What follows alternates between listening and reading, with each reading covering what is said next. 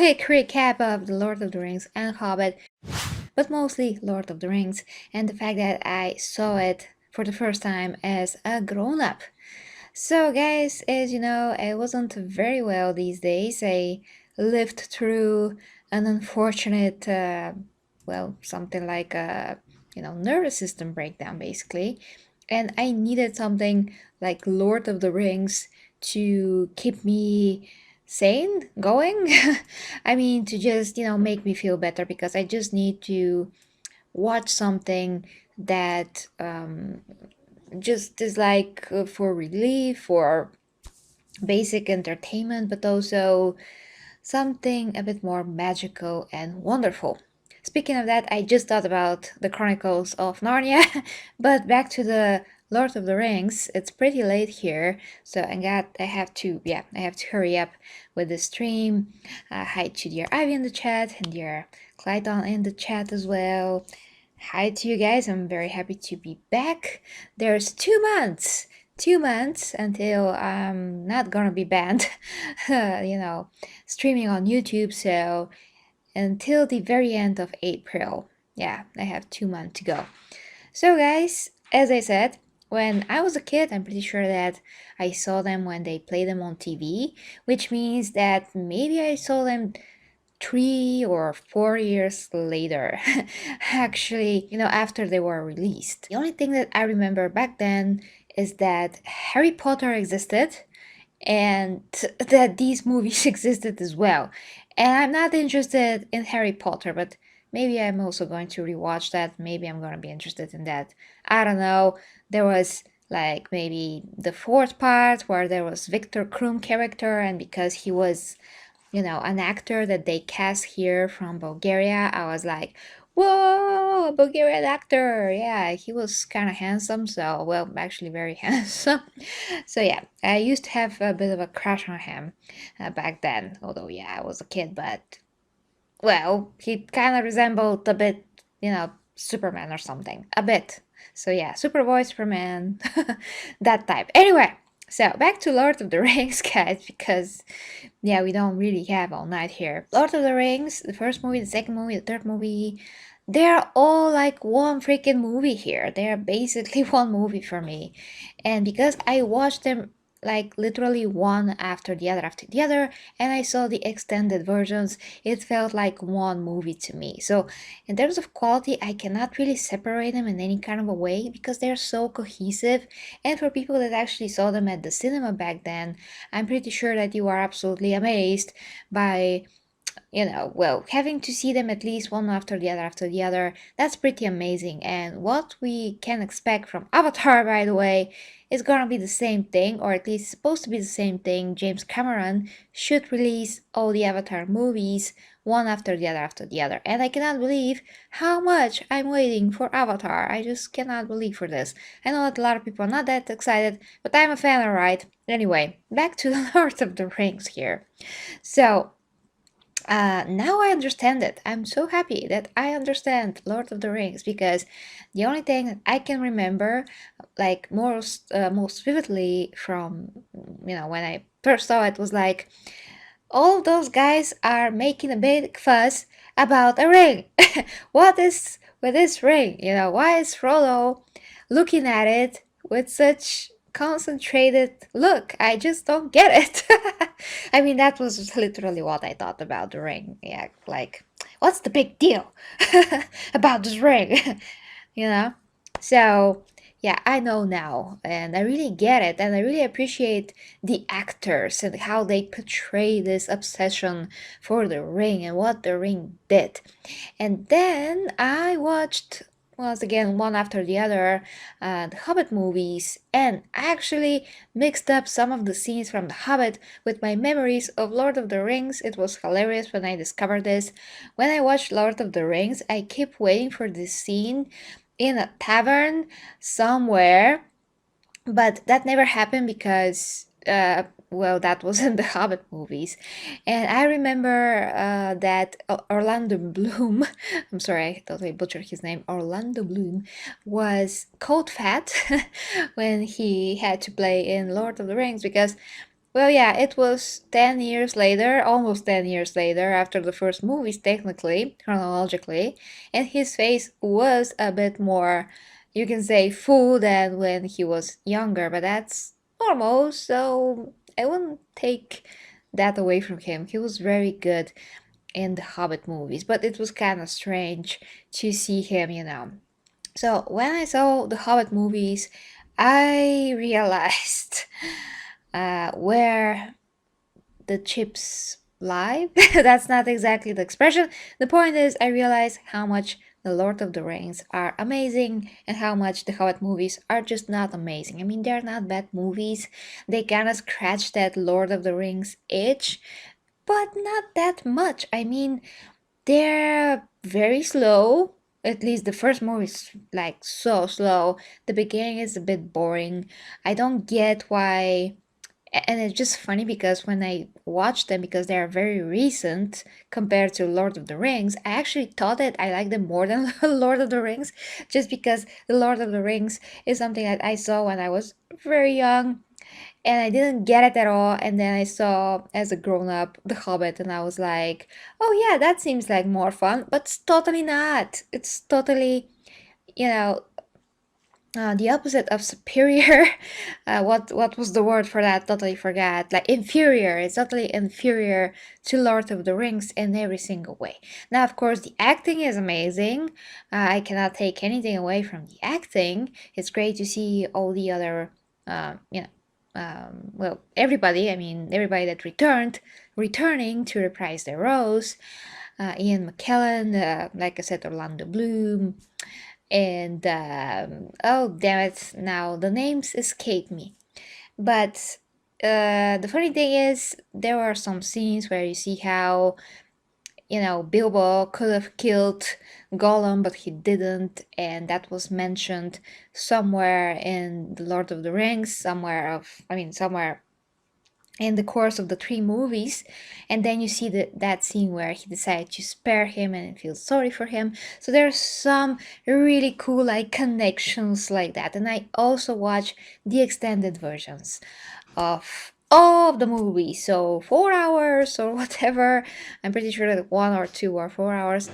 It really felt great actually, but like I said, Lord of the Rings is 10 times better. So unlike The Lord of the Rings, the Hobbit movies, although they also flow like one movie, is not exactly the same. It's just not. They're a bit more separated in terms of just how they feel and how they start, how the second movie starts after the first, and then how the third starts after the second. It's just not the same. It doesn't flow that well. Now I love Smog and Benedict Cumberbatch, how he is doing that character. It's pretty great. I mean, he's pretty great.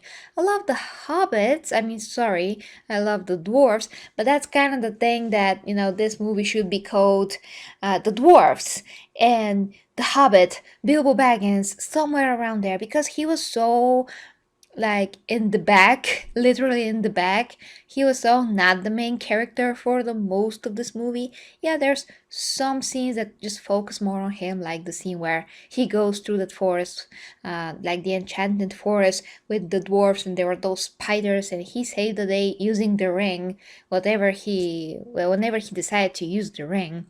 So he didn't realize what it was doing then. Sauron didn't have such a influence on the world, so he didn't see how that connects to Sauron still. I mean, that really powerful connection with the ring was not yet established, but it kind of was hinted that Sauron does get more and more powerful because Bilbo is using the ring. So I do think that that is implied, and if you look back to the original trilogy, you can make that connection, but it's not like directly said because Sauron is not the focus.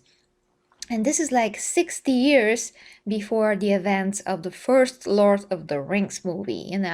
Hi to Exilius. And that is interesting. And 60 years, so for 60 years, Sauron was preparing to be unleashed into the world. And damn it, I forgot her name. The elf, super strong. Ah, Ivy, help me here. You know who I'm talking about.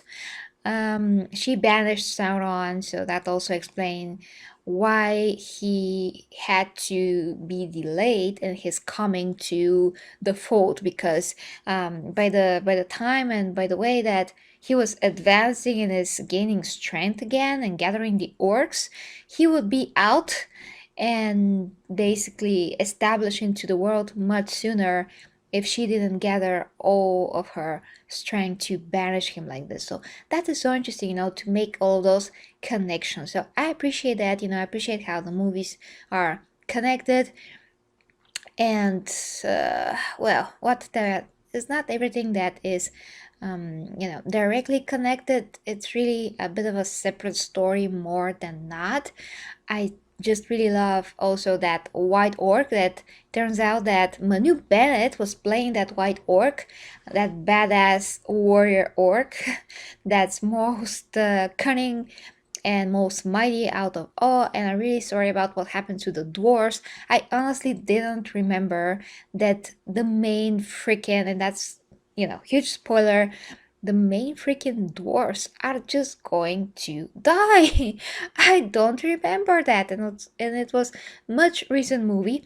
But from the second movie, I do remember that amazing Ed Sheeran song. It was awesome song, amazing desolation, something. It was great. So, guys, basically, Lord of the Rings is absolutely amazing. I love it.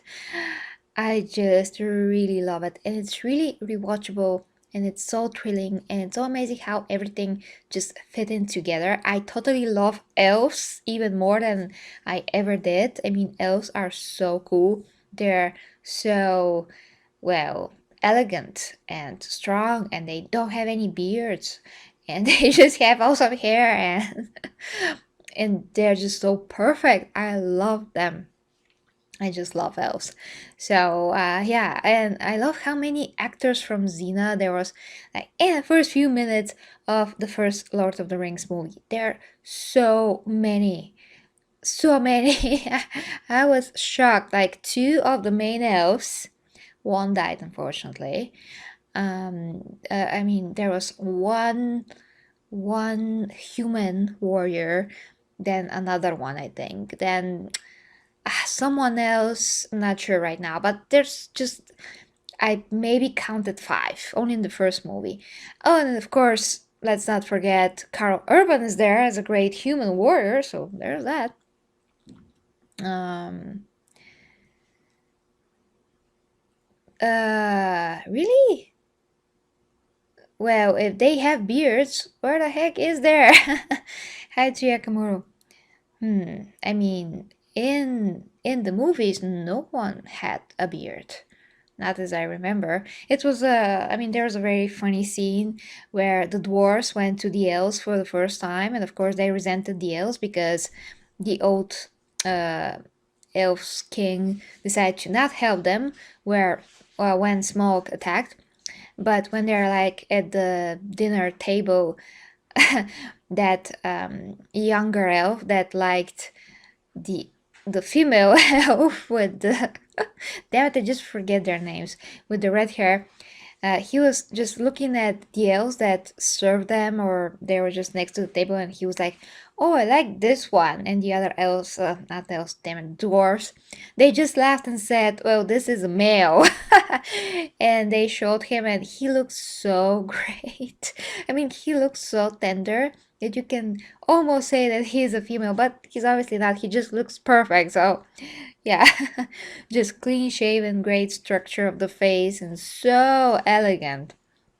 So, knowing how the dwarves women look, basically like the men dwarves, and they mentioned that the women had beards, then it's normal to think that this amazing creature of perfection is a female. So, I don't blame the guy. Then, this love between the same dwarf and the elf warrior, once again, totally forgot her name. That was like so incredibly ridiculous and forced. I mean, back when I first saw it, I thought that, oh, well, that's kind of cute. But then again, no, no, that just doesn't make any sense. And then she was so upset when he died, and I'm like, what? That just forced. That just doesn't make any sense. Just because he was like sympathetic to look at or not as ugly as the others. Like, I mean, I'm just quoting the elves, not that they were ugly, but especially that guy. That guy was pretty decent as a dwarf and in general, but it just doesn't make any freaking sense. And at the beginning of the movie, even at the beginning of The Hobbit, when he didn't want to go with the dwarves and sign his death sentence almost when they proposed this huge contract. He was like, okay, they ate all my food, they trashed the place basically. Well, they did, stack the dishes, but the point is they like eaten everything and nobody explains like anything decently to him, like why he is picked. Even they needed a burglar, but why him? There's so many other hobbits.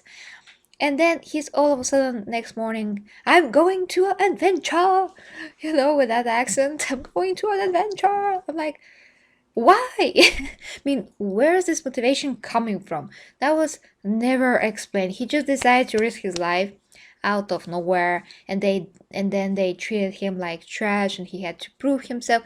All of that, especially compared to the original trilogy, doesn't make any sense.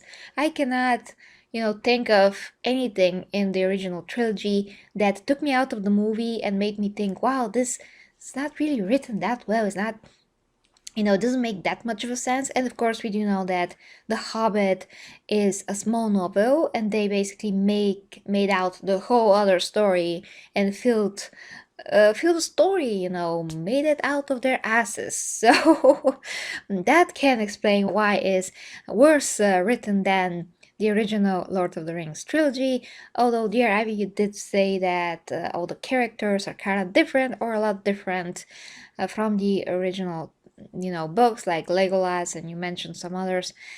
But still, no matter what they changed as movies, they just stand on their own. And all the characters, how the story is written, everything is very amazing to connect with.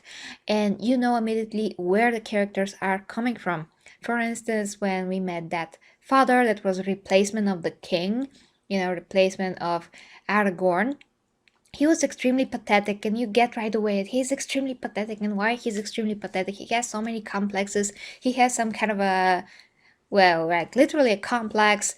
He thinks that he's the king. He just sees himself in that role, and he only loved one of his sons, but the other was always a failure to him. So he had so many issues, like mental issues, and in the end, he almost burned alive his son. He desperately was in this dream of his that his son is dead and he has to burn him, and oh, his line is ended. Like, he was delusional, like literally delusional. And thank God that the that little hobbit, damn it, not Mary, but the other one, forgot his name, he managed to get Gandalf and save the guy. Even that, although we did not spend that much of a time with the father fake king character, actually we did spend enough of a time. But the point is that whenever you see a character, whenever even when you see even his little brother, you get perfect idea of his character, how he is, how he thinks, when you see how he carries himself, his demeanor, whatever, you just get perfect idea, and everything just fits perfectly together, and it makes sense. It also made sense how Sam and damn it, Bilbo is in my head.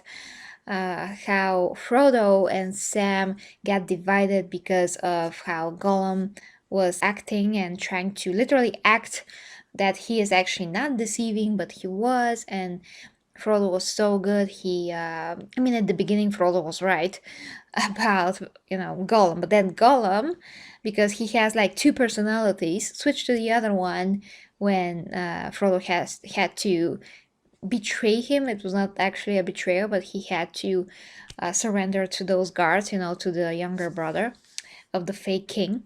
I mean, of the, yeah, you know who I'm talking about. Oh my gosh. And then that led to Gollum switching personalities, and then Sam was right that Gollum is going to betray them and betray them both, and the spider happened, all of those things happen. So it's so interesting. Everything makes sense, everything falls into place, and it's totally worth watch in every single way. It's really a masterpiece. I cannot stress this enough. But The Hobbit is a huge letdown just when you compare it, together. And just it does not hold a candle to the Lord of the Rings trilogy. Now the elves are still very cool, and I do love them. And actually, from those three movies, the last one, the Battle of the Five Armies, is my favorite. Although there's like three armies, and two were, well, one was the bats and the other was the eagles. If that counts as an army, I think that that counts like an add-on to the other armies of the enemy army and the dwarfs and human and elves armies, but whatever. And the only impact that the movie really had were all the deaths, which were terrible, like super terrible deaths. I mean, we were with these characters the whole time since the beginning, and then they just like died just for the shock factor. So I think that's a trait of newer movies. That's a trait of just newer productions, a little bit more like Hollywoody, something that I really do not appreciate because it's not a real like good writing. It's just something literally for shock value to say, oh, you love this character, you're gonna kill him. Oh, you love the brother character of this character, we're gonna kill him. Oh, you love the other guy. Ah, Gilly, Billy, whatever their names are. Okay, kill him. Kill that guy. So yeah, that was absolutely ridiculous. Yeah. Although I do love Luke Evans. Luke Evans was great, but that is just because he is Luke Evans. He is great in everything. And Dracula, oh, I have to rewatch Dracula. I really love that movie. Once again, the elves and how they fought, especially the king. Although he was kind of an ass, I really love that guy. And his armor, just beautiful, beautiful armor, amazing. So special effects, better than Lord of the Rings, but that's normal because these movies are 10 years in the future.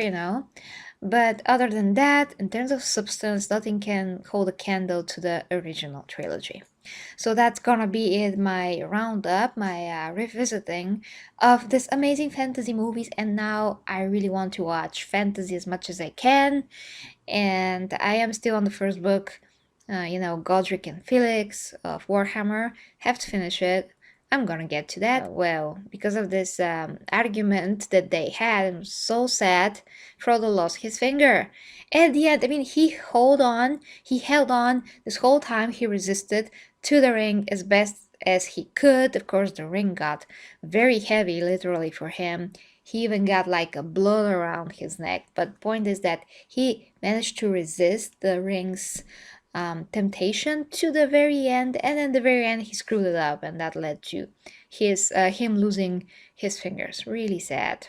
Now I really starting to wish that I read the book, reading your comments, because what you're saying is really interesting. But that's gonna be it, guys. Really have to go. Really have to keep those hours persistent. You know why? And in general it's healthy to do so. So I hope that you enjoyed this quick recap of The Lord of the Rings and Hobbit. If the show is gonna come out, I mean, we do have this this Amazon show. If this is going to come out in the next 2 years, I'm gonna be like beyond the moon.